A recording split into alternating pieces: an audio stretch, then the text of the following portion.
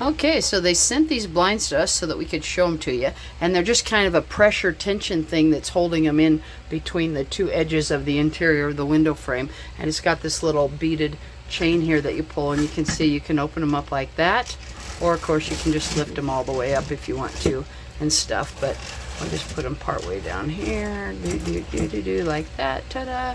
So right now I've got air conditioner in the window there, so we'll have to, once it stops being hot outside and we take the air conditioner out, we can put them all the way down. But for now, look at that. How about that? They look really nice, and you can see they're kind of I think they call them zebra blinds.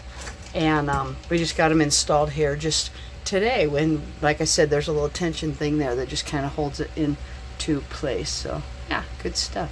Cool.